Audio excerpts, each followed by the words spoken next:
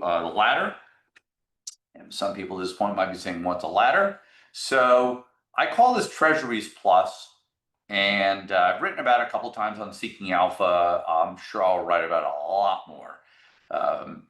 Again, I won't go through this whole thing, but basically I've created a nice little tool, and I'm quite sure the tool works. It is very customizable. What am I doing here? Well, like I said, this was inspired by my own BondLadder. I want to have a worst case outcome, or as I would call it, my own custom pension plan. Now, in the US, we have Social Security, but why not take the money that you've made and allocate some of it to your own custom pension plan?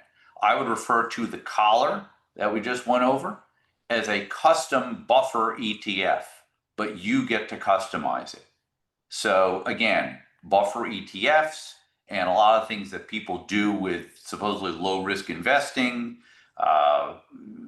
but it turns into high risk investing. This is what I'm trying to fight back against for folks.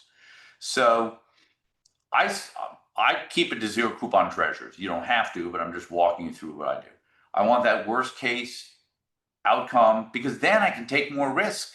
If I know that my worst case scenario is XYZ, just like with the collar, now I can take more risk because I already know what the worst case is going to be.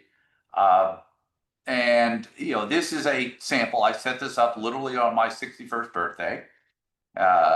This is not mine exactly in size or price or anything or yield, but it's a proxy. You can put any number in here that you want, and the whole thing on the right. And this is more what I'm doing through the IP part of this thing, trying to make it so I can develop more tools that people can work on. Okay, you could decide, all right, and obviously it depends on your means, but okay, I want to have $100,000 come due.